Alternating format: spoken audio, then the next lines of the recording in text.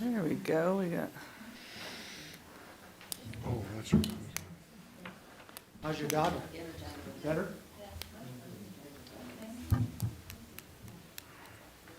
Is Phyllis coming in? All right, everybody got their computers geared up. Yeah, I'm queued up. All right, I'm going to go ahead and call this meeting to order, dated Tuesday, March 1st, 2022. It is 6:31. Roll call, please. Trustee Black. Here. Trustee Dallison. Here. Trustee Joswick. Here. Trustee Moreland. Trustee Politis. Here. Trustee Cesaro. Here. And Mayor Tarkington. Here. 6 present, 1 absent. All right, would everybody please rise for the pledge?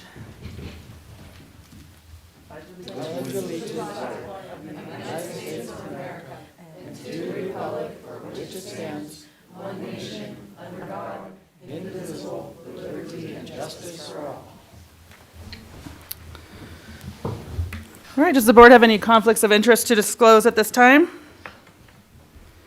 Seeing none, we will move on to general public input. If members of the audience have anything that they would like to address the board not pertaining to items on the agenda, you can state your name and address for the record, and you have 3 minutes.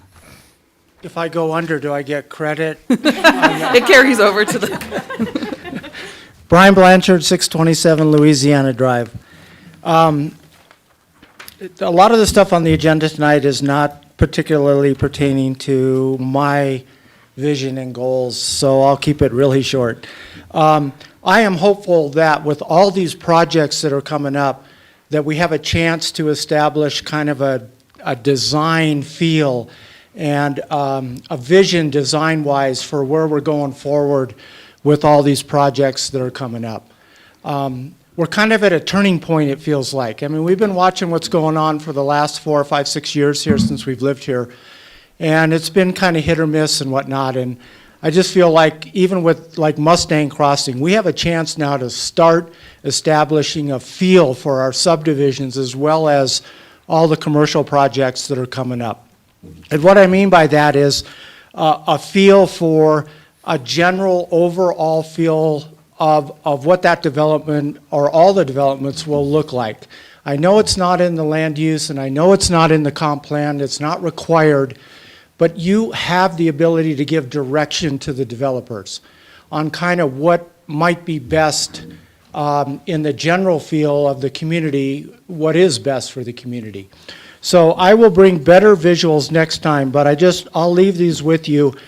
And it's kind of just a feel for a rural, softer feel for some of the commercial projects, because with Bayfield East coming up and the one across the highway, that's going to change everything for us. That really, Bayfield East is the gateway to our community from the east going to the west. Other than that, we have beautiful Gem Village, which is west to east.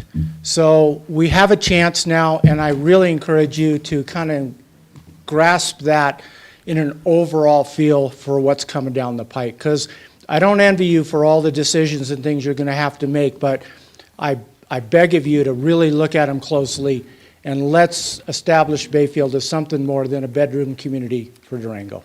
So I'll just leave these, but I thank you all very much. I've never heard Gem Village be referred to as beautiful, but.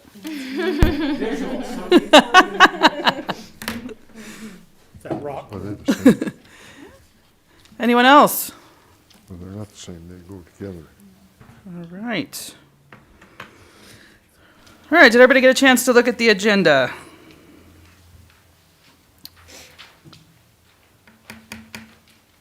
You want a motion? Please. I move we approve the agenda as presented. Could you speak up, please? I move that we approve the agenda as presented. I'll second. All right, we have a motion and a second. Roll call, please. Trustee Black. Yes. Trustee Dallison. Yes. Trustee Joswick. Yes. Trustee Politis. Yes. Trustee Cesaro. Yes. And Mayor Tarkington. Yes. All in favor. All right, did everybody get a chance to look at the minutes from our meeting on February 15th, 2022? Yes, and I'll motion to approve the regular meeting, February 15th, 2022 minutes as presented by the town clerk. Second. All right, we have a motion and a second. Roll call.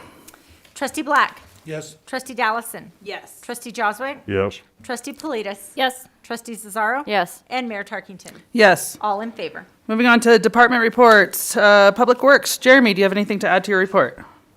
No, I'd just like to point out that we do. No, I don't have anything to add. I just wanted to point out that we do have another B certified wastewater operator, so that gives us some depth as far as for state certification. So we've been working pretty hard to get these guys trained up, and yeah. Anyway, that's all I got to say. Bravo. Nice. Great. Does the board have any questions for Jeremy? All right, moving on to our marshal's report. I don't Chip. have anything to add at this point. All right, does the board have any questions for Marshal McIntyre? No. All right, moving on to our community development director, Nicole.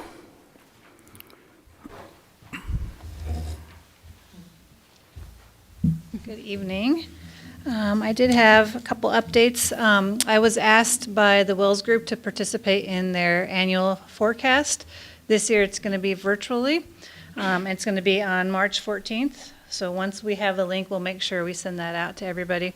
But I was putting together some data and decided that it was probably best to just put it into a format that I could give to the Board of Trustees, the Planning Commission, and any members of the community that are interested. And so I just wanted to go through a few things that I put together on this. And I have copies if anybody wants a hard copy as well.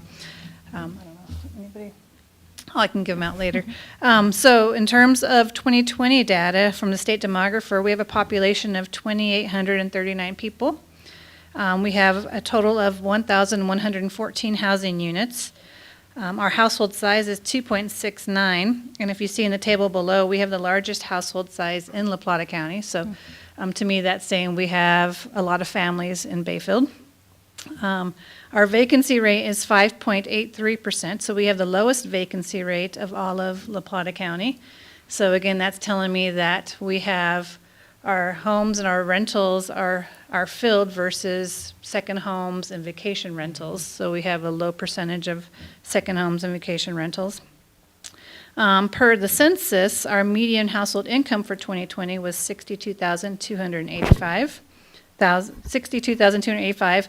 Our median gross monthly rent, so what people pay in rent, median is $1,024. We have an 82.7% home ownership rate, which is a lot higher than the states. I think theirs is in the 60s. Our employment rate is 70.8%. And then our average commute time for our residents is 23.9 minutes. So that, again, is telling me that a lot of people do commute out of Bayfield for work every day. And then I also received some data from Bob Allen and Associates from the 2021 MLS. In December, we had 5 homes for sale. In 2020, we had 9 in December, and in 2019, we had 15 in December. We had a total of 78 homes in the town of Bayfield sold in 2021, and in 2020, that was 95, and then in 2019, there were 77. And then the median home price for all of 2021 was $385,000. But as of February 24th, we've already jumped to $395,000. So just wanted to provide you some statistics. As things change, I'll try and make sure I get those to you. And then the second part of this document is just all of the larger projects that we have going on in case anybody has any questions about number of units, acreage, location, anything like that. So I won't go through that in detail, but I did want to point out that currently we have 5 annexations that either have been approved or are in the process of being approved for a total of 221.56 acres. If all the projects are built, and again, some of them are still conceptual, like Bayfield East, so we need to take that into account, but the proposal would be 462 new single-family lots, 209 multifamily units, and 30 deed-restricted units, and 15 tiny home spaces, and up to 812,000 square feet of commercial area. So a lot going on in Bayfield in the next 2 to 10 years, I would say. And then the last piece is I just put together a work plan, just working through with Katie of some of the things that we're going to be trying to address in 2022. Again, development review permits are top priority because we do have state statute requirements for timing of reviewing permits. So those always take precedent. We also are looking at this infill enclave, and I do have the GIS open because I know Board Member Joswick had some questions about the actual locations of that enclave, so I'll show you that in a second. We are working on the Bayfield East intersection access permit, which we got approvals from you last month to start that process. We are also looking at a multimodal transportation and mitigation options fund funding for a safe pedestrian crossing on Highway 160 at North Commerce. So working with CDOT to see if we get some funding to maybe make that a safer crossing, because we know the students especially are using it and not going to the signal. Of course, the Cinnamon Heights housing we're working on that. And then also, just in my 1 month here, just getting into the documents and, talking with Katie also, we know that there is some updates that are needed for the comp plan and the land use code. And so probably once we get the new board seated and get them up to speed, we do want to start a public process with some comp plan amendments and then followed by some land use code amendments. And then last but not least is just working on formulating a more consistent building permit inspection process as well as code enforcement process. So a lot going on in community development.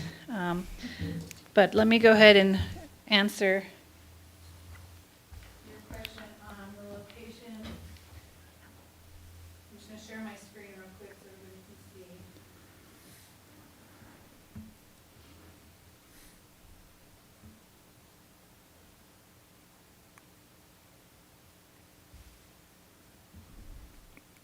You can hear me, but we have a few enclaves in the county still that we're looking at annexing into the town, especially with the new sewer rates. This would help. So I put together a list already of all the property ownerships, and we'll be reaching out to them about participating. I'm going to zoom in a little bit closer. The black line, the dashed black line is the town limits. So you can see there's a few in this area, just east of the gas station. There's a gas station on the corner of Buck Highway.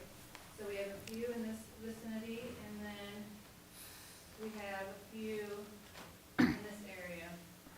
It's like our lateral area. So that's what we'll be concentrating on as a part of that enclave annexation. And definitely will be in front of you in the future. Good, well, thank you. And that's all I had. And that document is awesome. I don't know if that Yes. was just for your presentation, or is this what we're going to get? We know what to expect. Yes. Okay. Oh, thank you. Thank you so much it's all in one place, and I appreciate that. Very helpful. All right. I do have a question, and I should have asked you this when we spoke. Can you hear me? Sometimes the mask, I think, masks my baritone.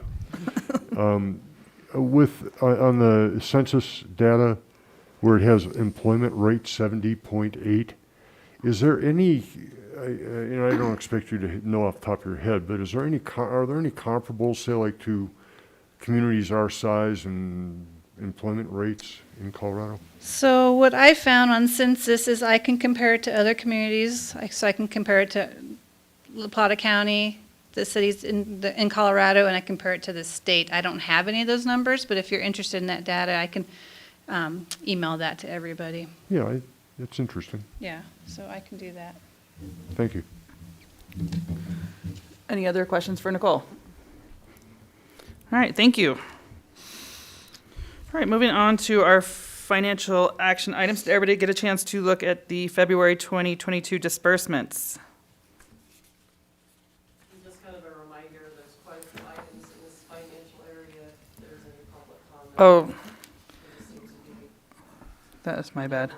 budgetary and supplemental issues. Let me go back, and do we have any public comment on items 3A through E on the agenda? All right, seeing none, moving on to the disbursements.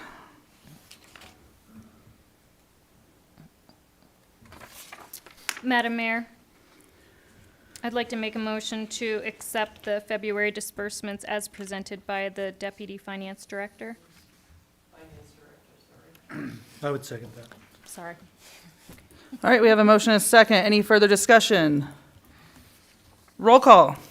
Trustee Black. Yes. Trustee Dallison. Yes. Trustee Joswick. Yes. Trustee Politis. Yes. Trustee Cesaro. Yes. And Mayor Tarkington. Yes. All in favor. All right, moving on to Resolution 513, the Budget Supplement East Intersection.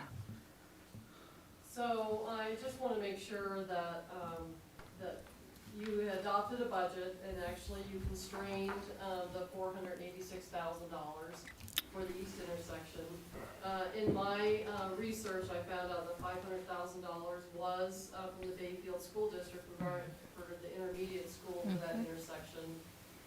Clover Meadows, from what we can tell, we're collecting approximately $30,000 for an intersection improvement. We cannot determine if it's the east intersection, but we can't figure out what other intersection they may be referring to. And the Colorado Trust income dividend, basically the interest we receive is almost $24,591.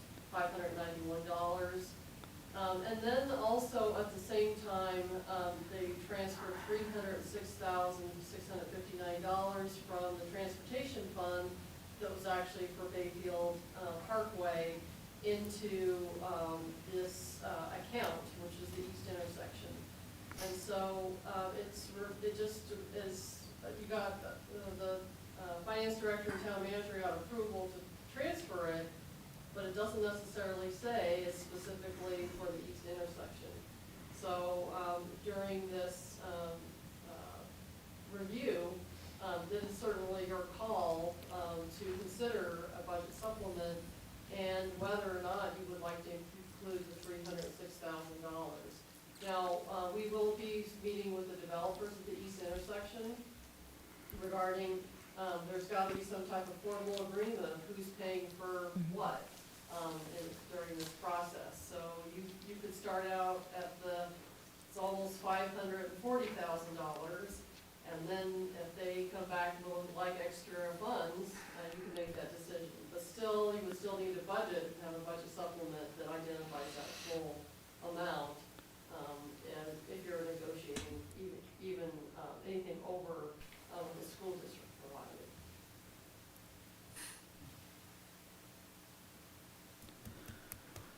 Questions, comments? I think the question would be if Jeremy and needs for transportation items that are not necessarily identified at this point in time in the budget, that some of that $306,000 could be used to mitigate whatever that might be, whether it's paving a certain section of road that's not paved right now, or upgrading road that needs upgraded, or applying that money to things like Tamarack or some of those other projects that we have outstanding. Because that money wasn't necessarily identified to go specifically to the parkway. And there's a lot of other little projects around town where a little extra money towards the process would probably help. And I think many of you people would agree with me on that. I would hope you would. But what I would like to do is hear from you on that, Jeremy.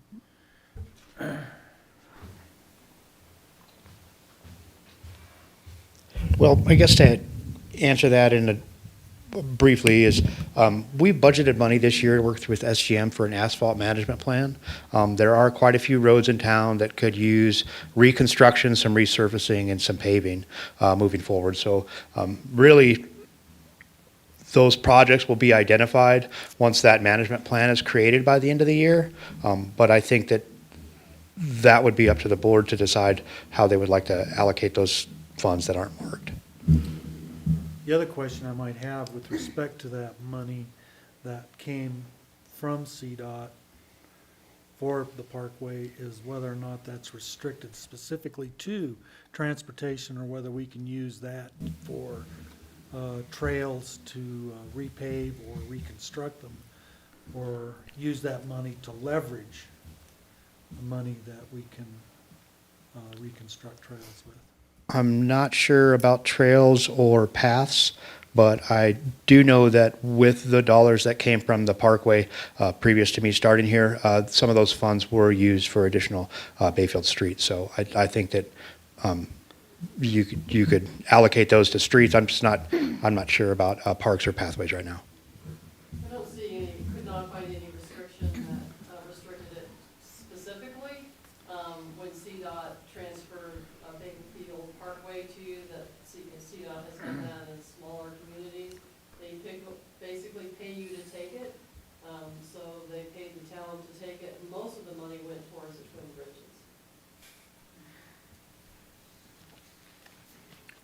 But you wouldn't see any restriction necessarily for us using some of that money to leverage other money for trails and things like that. It is constrained under your authority, nobody else. Okay.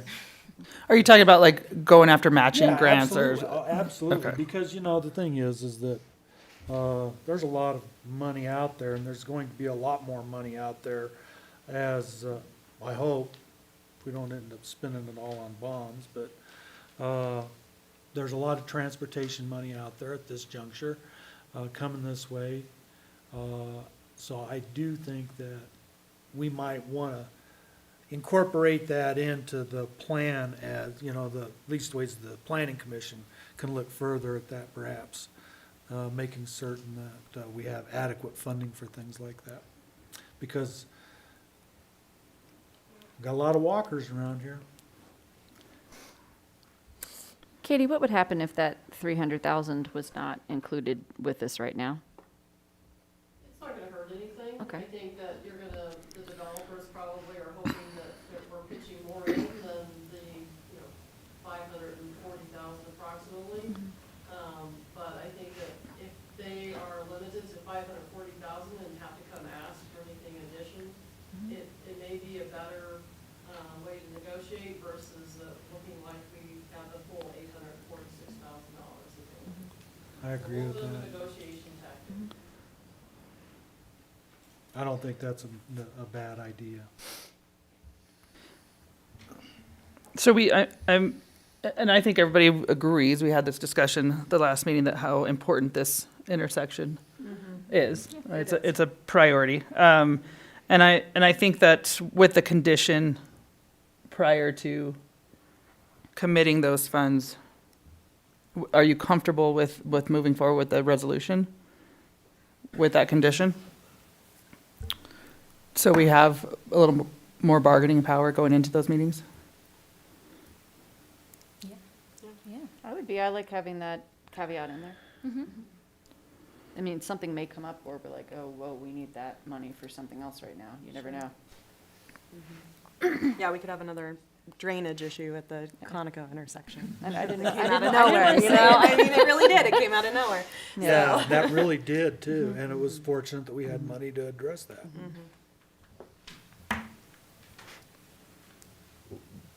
I'll put you on the spot since you raised the issue. Are you comfortable with proceeding as just discussed? I'm okay with proceeding on that, but I do think that we probably should put a caveat on there that would say that if we needed to come back and tap that $300,000 for anything, that we could reverse engineer it, so to speak. Okay. Well, is that basically when with this motion, we're saying there's a condition that this is going to be reviewed and approved by the board? Like, we still have approval for this, so we could determine no at a future date if something else comes up. That's correct. So that, This is so, Yeah. only a budget supplement. Yeah. Okay. And I want Yeah. to make sure you're aware that it's not just automatically available for the east intersection. Well, and when we get down to it, the developments that are on the table should pay for the process. And whatever new infrastructure is needed. I mean, that money shouldn't be coming out of anything that's already existing. That's something that these people need to pony up for.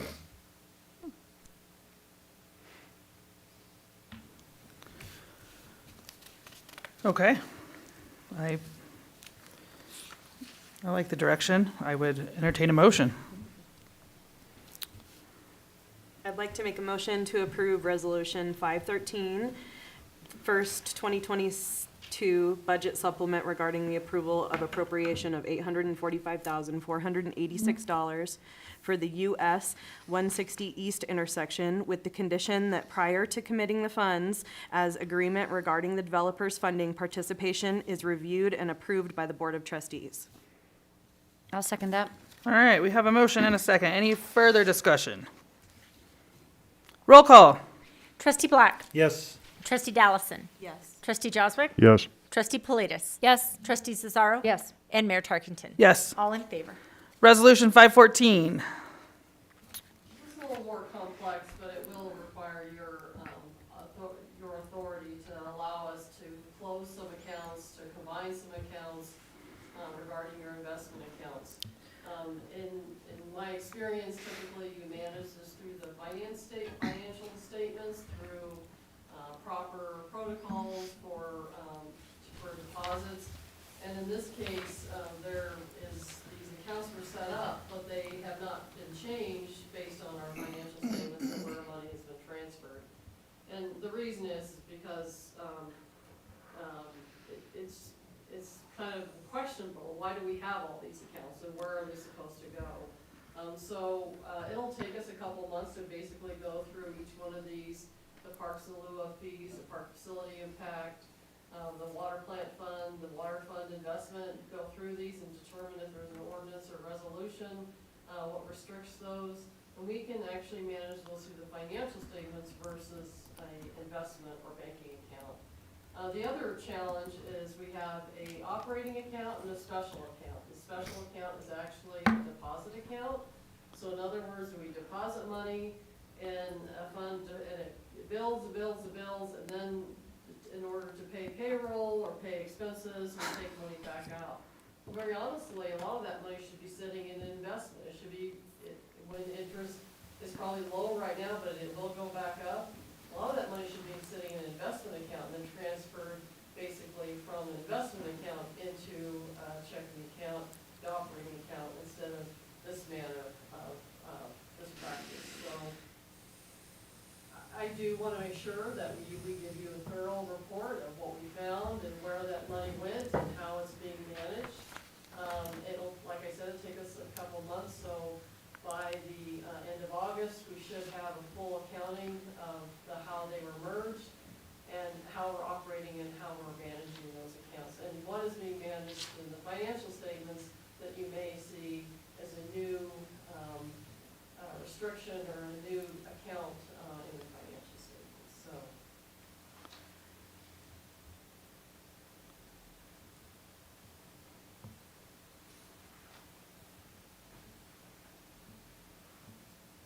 Yeah, it does seem like a lot of accounts to have to keep track of, when I'm sure our accounting software can do that for you.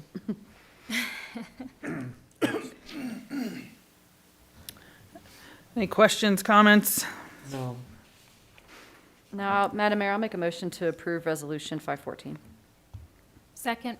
All right, any further discussion? Roll call.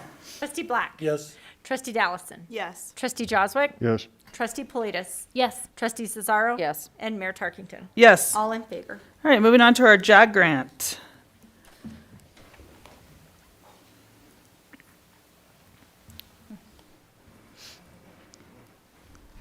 So the department's back before the board requesting your authorization for the department to go ahead and apply for this year's JAG grant funding. As I've kind of stated, JAG grant has kind of been our staple in grant funding in helping to support our budget. Again, we are applying for 2 grants. We're going to apply for 1 grant, which would help towards the purchase of 2 new patrol vehicles. And then the other one would be the 4th-year continuation of one of our full-time employees or one of our deputies. One of the things I just noticed, which I didn't clarify, but Katie did clarify in her recommendations, the patrol vehicle grant would be for the 2023 budget. And then the other grant for the FTE would be for the 2024 budget. Again, That's a continuation grant. That would be the fourth year. We're only in our second year, and as you all are, or most of you are aware, when the federal government froze the funding for the JAG grant, it delayed us for 2 years. So we're only in our second year for that grant itself. So if you have any questions.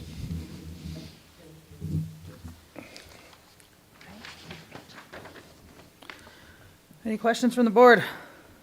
Madam Mayor, I'll make a motion to authorize town staff to submit the grant application conditional on the complementary adoption of the 2023 and/or 2024 budgets to support the expenditure. Second. All right, any further discussion? Roll call. Trustee Black. Yes. Trustee Dallison. Yes. Trustee Joswick. Yes. Trustee Politis. Yes. Trustee Cesaro. Yes. And Mayor Tarkington. Yes. All in favor. All right, moving on to Goldman, Nicholson, and Mack, supplement of services to include prosecution. Yes, I'm not too sure if Town Attorney Golden would like to address this, but we do have. Yeah, so historically, well, generally municipalities have a municipal code where they have a municipal court that adjudicates traffic tickets and petty offense type crimes and so forth. And it used to be that you would have a justice of the peace and law enforcement, and they would adjudicate the cases together. Presently, what you generally like to have as your model is you like to have a municipal judge and a prosecutor who is generally legally trained to prosecute these cases for due process reasons, constitutional reasons, and so forth. And the person who is the subject of a traffic ticket should always have the opportunity to understand what their rights are, and those are generally, you have the right to plead not guilty and have your case adjudicated before a municipal judge who does not participate in plea bargaining, and so forth. And you have a prosecutor who is generally detached from the whole situation that prosecutes the case. You have not had a prosecutor in Bayfield for at least the last 10 years. I understand Judge Casey has been the municipal judge. You now have a new municipal judge who has reviewed this and suggests that the town of Bayfield have a prosecutor who independently handles these matters and bring the whole prosecution to kind of an above-board sort of situation. Not to say that it wasn't before, but to the extent people want to go to trial and so forth, there should be a prosecutor and so forth. I have looked at this. I see where perhaps there might be an additional 5 hours of time on my firm's part, and I have no problem taking on that role. I was formerly district attorney for 8 years in La Plata County in the 6th Judicial District, and I don't see it as a real large burden on our firm, and just so as to assure things are done correctly on behalf of the town of Bayfield, we're happy to do it. So, hence the reason for the supplementation.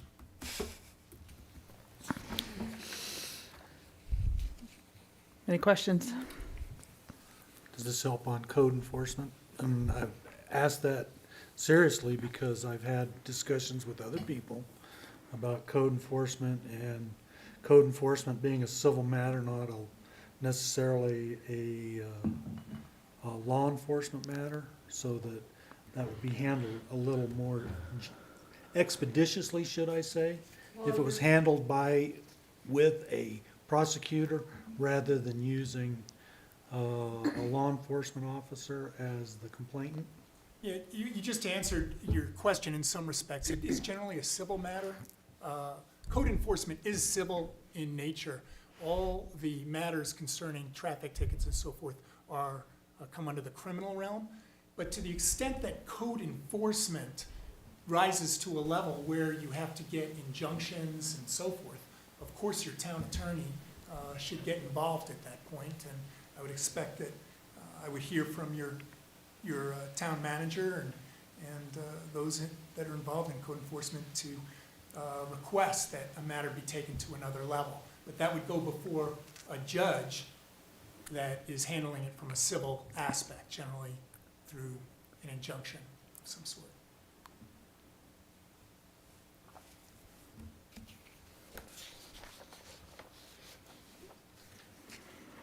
Okay. Madam Mayor, I make a motion to authorize you, Mayor Turkington, to execute the supplement of services to include prosecution. Second. All right, any further discussion? Roll call.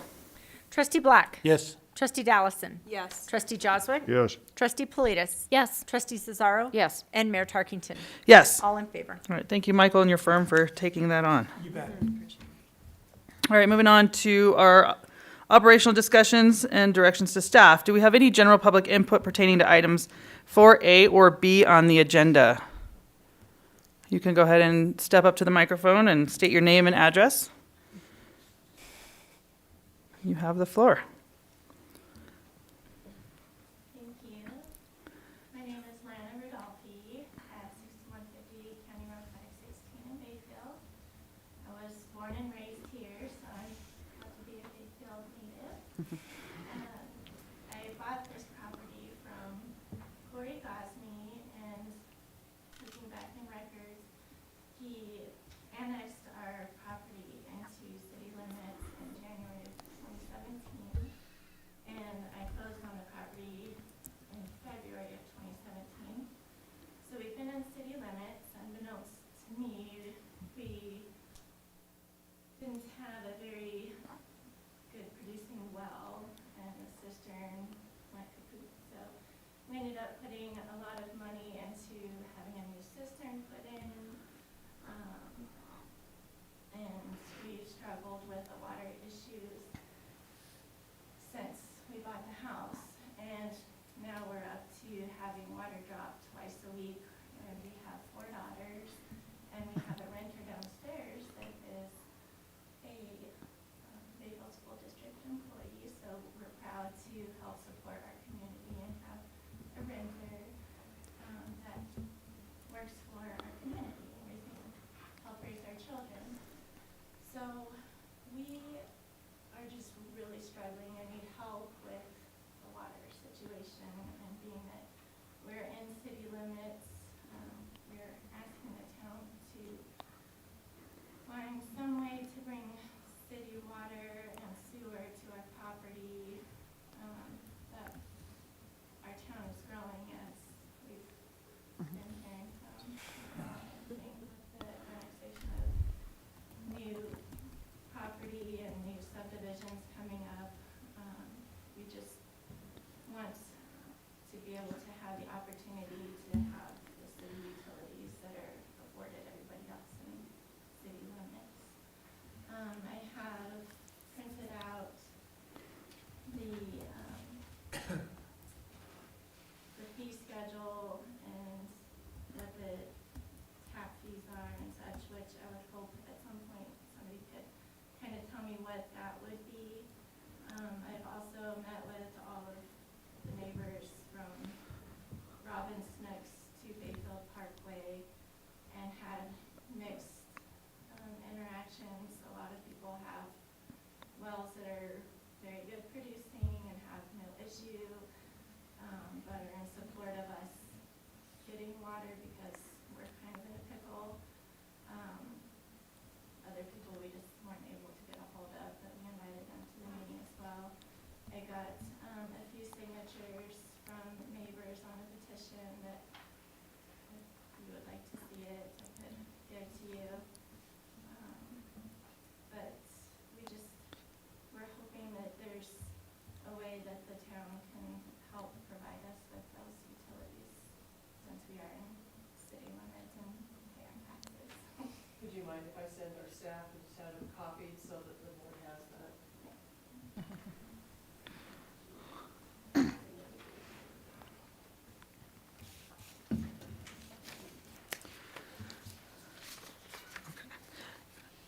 And we'll be getting to your agenda item shortly, so thank you. All right, well, anybody else at this time want to address the board? All right, we'll move on to our best and brightest intern job description. So I wanted to make sure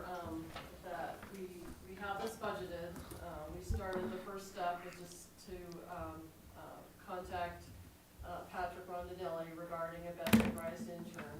We budgeted for a full year, however, the intern would not start until July 1st at the earliest.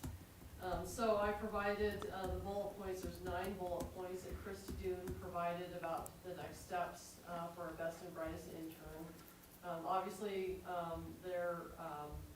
the salary that I suggested that was in the budget for 2022 was satisfactory for considering it would be a half a year. That was satisfactory at the time. Of course, it's full health insurance, or 90% of the employees' family of health insurance. And also they provide funding for training as well. Most of the training is in the spring, but obviously once you hired somebody, they would be here for 2 years. So they supply the $25,000 per year for the intern. So the first steps have been taken. I just want to make sure that this was in front of you. I know that we have new employees that have started, but this salary was completely separate than the community development director and the economic community coordinator as well. So I just wanted to make sure if there's any questions about that or concerns.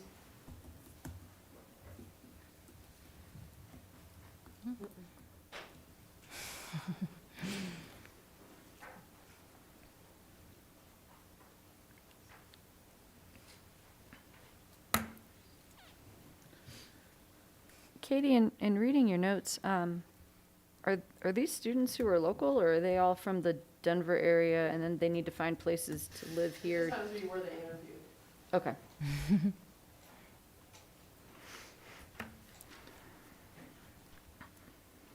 Any other questions or concerns? Nope, great program. Yeah, I think it'll be great.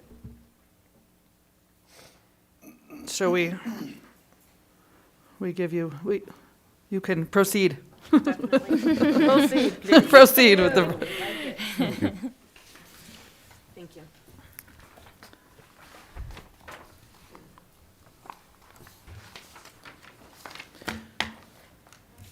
all right, moving on to our next item, 6150 County Road 516 Water Service to Property in Town.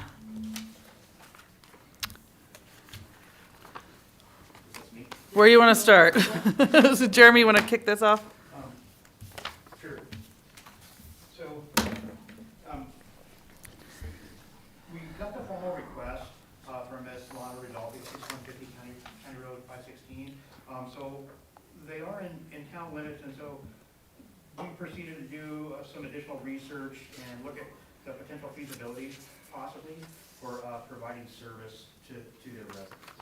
I think she kind of went over the history and the background originally. So they did annex, I did find ordinance and a plat from 2016. And so to the best of my knowledge, I think those parcels may have been annexed when the bridges and the other CRD annexation went in, that we have the park property as well. With. So anyway, in looking at providing water, we haven't done a recent sewer project, so I was unable to come up with any ballpark pricing for installation of potentially sewer, but we recently have completed a water replacement project, and so I just took some of those figures from TRC's installation on the Parkway, which I thought would be somewhat similar to 516, and put some figures to it. So their residence is approximately, well, actually per GIS is 1,725 feet from Bayfield Parkway. For the water main. So that water main would actually come from the north side of Bayfield Parkway, required to be bored underneath the parkway, and then preferably open trench to come up that section. When you look at the infrastructure design standards that kind of govern our installation of infrastructure improvement or extension, that line would be required to be placed in with a minimum of 8-inch C900 pipe.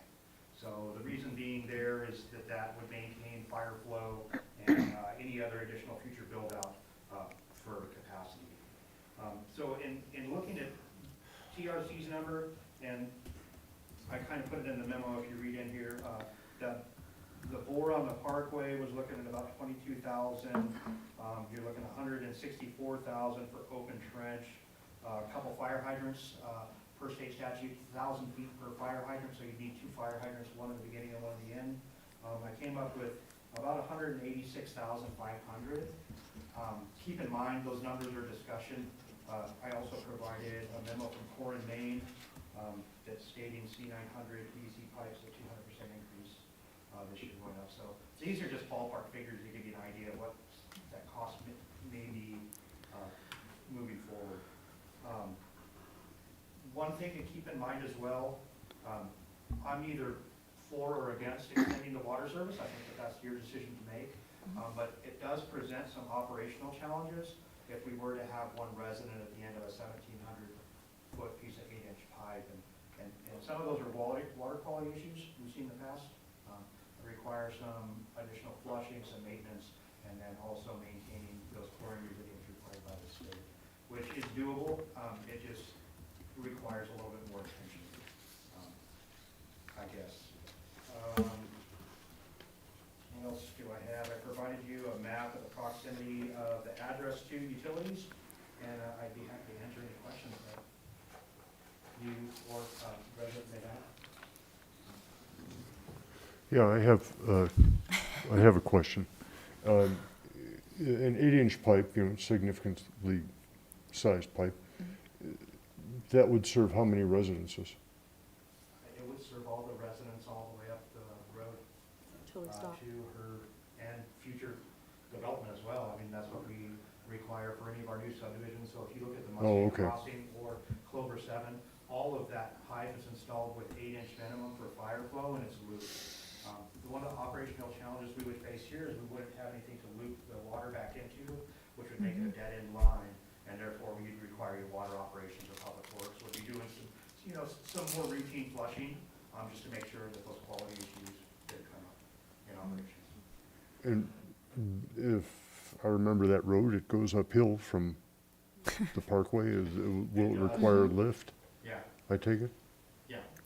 Yeah, okay. And so with the water, your water lines are pressurized, so it would be carrying a pressurized system, so it wouldn't matter if it was uphill or downhill. One thing to keep in mind that comes up here as well is, I believe in the formal request, it was requesting water and sewer services.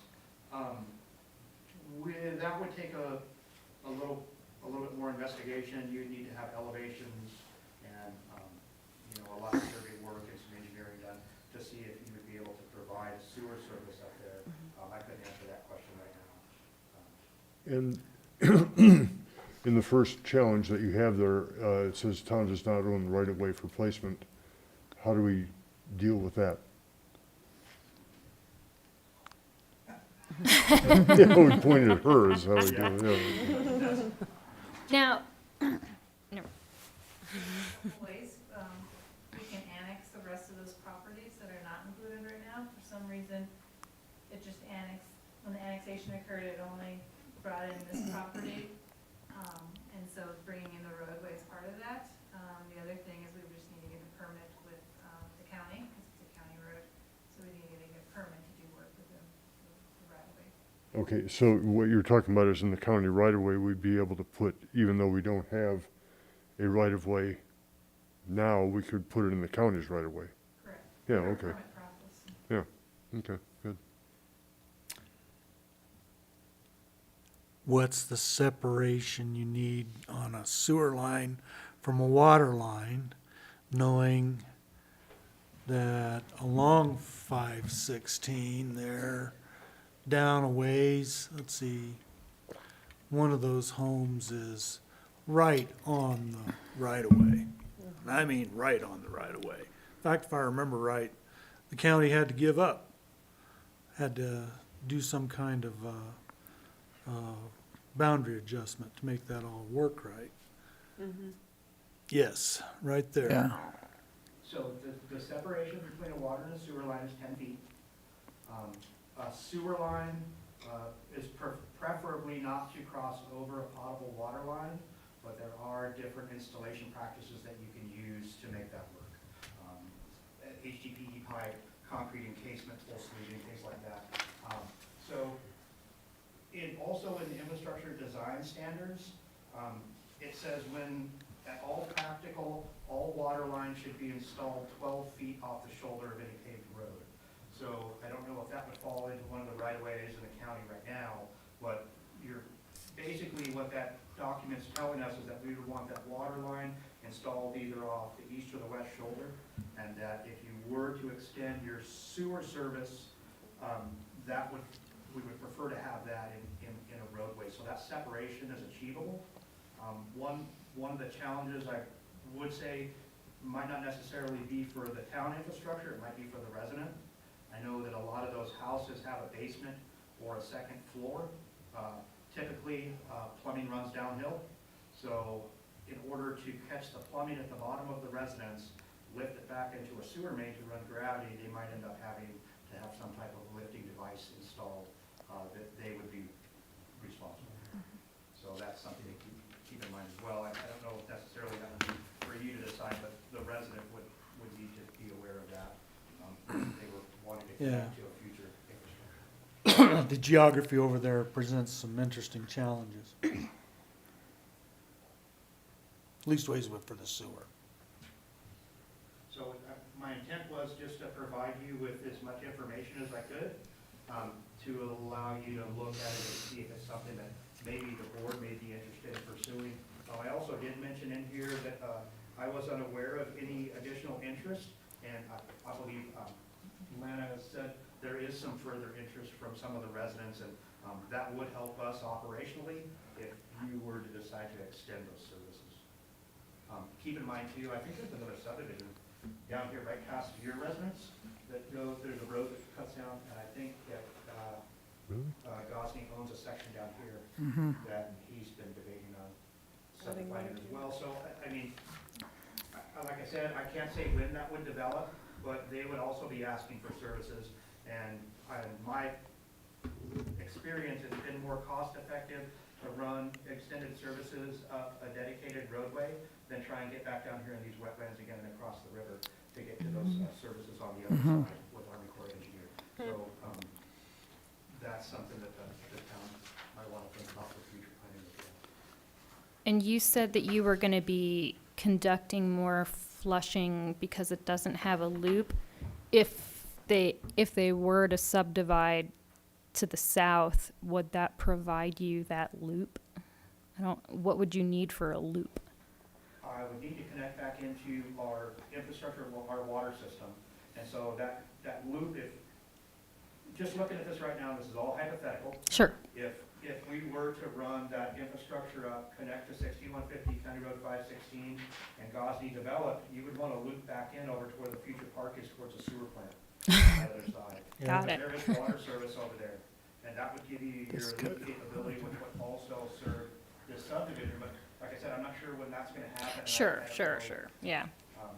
Speculation. Yeah. Where's Gosney's property? That whole big chunk, yeah, all of that. You can see where the pole's at, but the cursor. Right there, okay. Right on the river. Yeah. So there is water infrastructure across the river there, which you could loop back in that way. I just know there's some more permitting and some different regulations and requirements that you would need to meet to be able to run a water line underneath the river and through potential wetlands. I don't know if they are or not.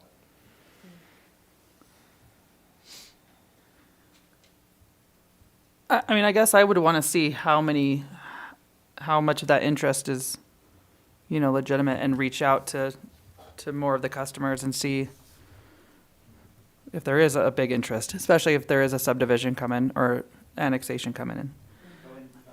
One thing I didn't add as well too, you do have one customer out here on 516 that is connected to your sewer service, right there on the southwest corner of 516 and Bayfield Parkway, and they currently have a lift station that they run all the way over to that intersection. There's a manhole right there, so that's where you would hopefully be terminating if you extended your sewer infrastructure into that manhole, and we would like to see if it could be a gravity line as well. The lift stations are just operationally challenging.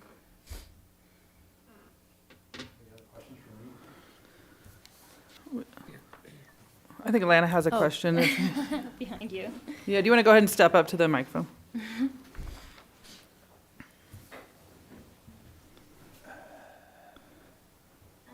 he was speaking, yes, one of our neighbors that we went and spoke with, so he's the third house north of us on the east side. He is the last house to have sewer, so you know that that's where the sewer ends there. Across the street from us, Sylvan and Desiree Gerber just bought that property, and they were very interested. They want to definitely be on city water.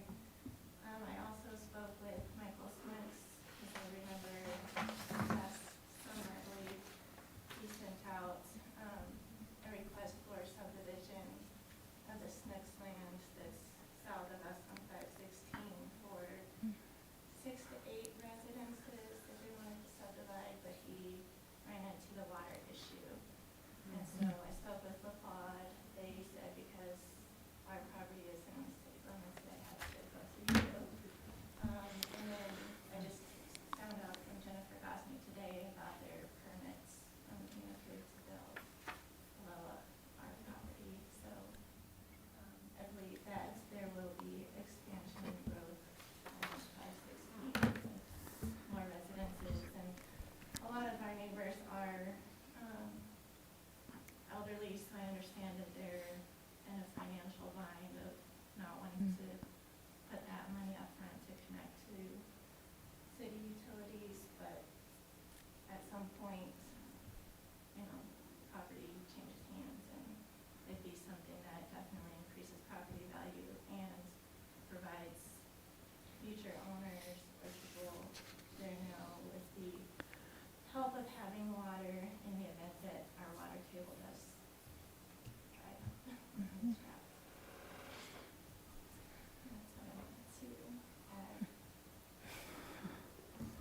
Thank you. So we would not be having this conversation if it was in the unincorporated county, but because it was annexed with some assumption that it would be served, or there was some analysis that it would be served, that it's really within your discretion. If you decide you may decide to hire an engineer sewer and water to that property, an 8-inch pipe, and give us some cost estimates, and then come back to you. But all of the funding for that is within your discretion to determine whether this is the direction you would like to go. You could take steps at it, a concept first. The next step would be a full engineering plan. Obviously, materials are, it's a who knows when and what will be available, but.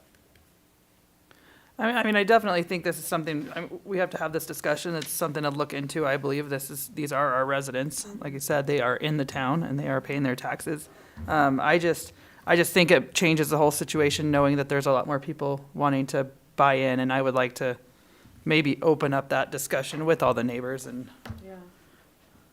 One thing that I didn't mention when I was under before, but all those properties are in the future growth boundaries that we have designated from town. So it's not like if you were to extend the infrastructure, you're not just branching out and, and you look at that sprawl, that's already kind of been noted in some of the comp plans and some of the future plans that the town has. So you're still within that growth area that you've determined. And since Brenda's not here, I know she would ask, where's the money coming from? Yeah. Where does the money come from? Water and sewer fund.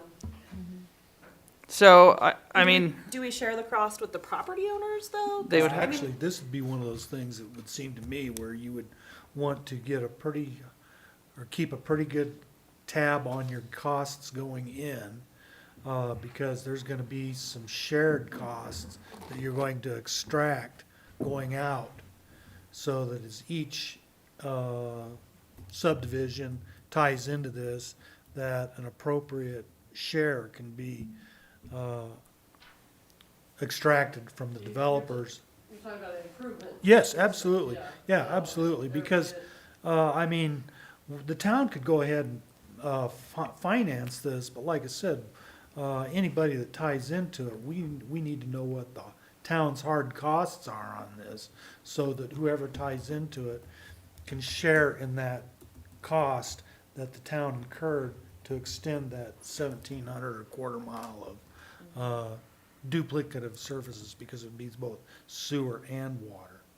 So the question is should we take the first step and have an engineer do kind of a concept of water and sewer? I think we need a better picture it's of. probably not a bad idea, you know, but I'm going off the board, you know. But were I to be on the board, I'd say yeah, because like Jeremy says, this is within our service area. I think his concern about looping is legitimate, so kind of trying to figure out a way of getting over to a different road and coming back up it, because what is it? Is it 509 that LaPlaud's water line goes down? So if there was a way of figuring out, you know, and I realize that that's their water line, but like I said, a water line looped into a water line's a water line that's looped. And we can figure out some of the mechanics of that. Otherwise, there might need to be another meter or something installed somewhere. So we can have the engineer basically just come up with the cost, just the cost of what it's going to be, just for conceptual. Yes. You know, sewer, water, the separation, you know, possibly was, you know, the county permit, what that process is going to be, get that, and bring that back to you, either the next meeting or the last, or the first meeting in April, which you'll have a new council after all the business is over, so. Yeah. No, I'm in favor of just, I think it'd be better to have just hard costs and like figures that we can look at and. Yeah, better decide. And maybe if we can decide really how many people are interested too, that is gonna make a big difference.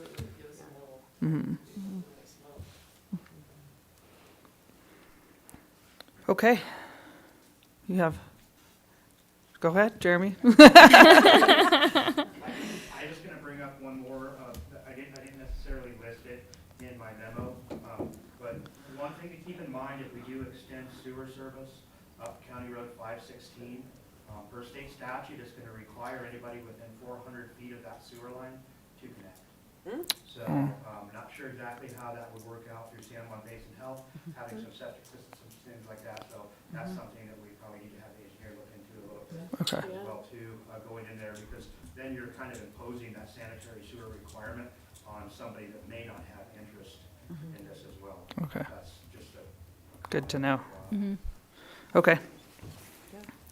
So I'm not sure if that answered all your questions, but it looks like the board is interested in moving forward and looking into this for you. All right. Moving on to our discussion portion, we have our 2022 nonprofit cash recipients. Their thank you notes, they're included in your. Thank you. That's nice. And moving on to our board reports. Does anybody have any updates? We have a pretty big RHA meeting coming up this Thursday, and I am exiting. I didn't know if anybody's interested in taking my space, or if somebody would like to come and join us, just Zoom in, or, if anybody's interested in that position. And that could also be the other, Yeah. the candidates elect. Yeah, I didn't know if they were out here Are listening. you going to be attending that one, Katie? Anyway, okay. So we do have representation. And I'll attend. You'll be in this, okay. Yeah, I'll attend. Okay, But perfect. I'm just saying, this is going to be a big meeting, so it'll be nice to have some transition. Okay. That kind of goes to what's happening with the COG and Region 9 as well, since we're trying to meld those two organizations together. And it was my feeling that either Nicole or Katie should be the permanent voting representative on that board rather than a town board member. What time's that meeting on Thursday? 2? Yeah, in the county building, but it's also via Zoom. Who, are you currently the voting member? Or is I that- am. Okay. Yes. Well, okay, both of We you. both are. Okay. I mean, we're gonna have a bunch of Yeah, there's gonna be a lot of shoes to change fill on with our this. new board as well, Mhm. so Yeah. we'll have to divvy up some Yes. projects for everyone. We've been very busy. All right, any other board reports? All right, we have, next Tuesday is our planning commission meeting, and, March 15th, we will have a doozy of a meeting, as it's turning out. Is that their actual last meeting, or did they come to the April meeting and like Come to transfer? the April meeting and deal with old business. Okay. I thought so. I was like, I can't remember how that transition been a while. works. Yeah, you gotta like approve the minutes and You gotta stuff deal and with then the move old on, business. right? 6 years and. I mean, we get paid for old business too. One last time, one last paycheck. My pleasure. All right, is there anything else to add? Any other comments? If not, I will adjourn this meeting. It is 7:37. When you say it's going to be a doozy of a meeting on the 15th, what's up? We got a lot, Wanna it's back gonna be a on the packed agenda. Transition. Yeah, not a lot to transition from. It'll be a packed, more land use stuff Finishing coming up our way. stuff. Yeah.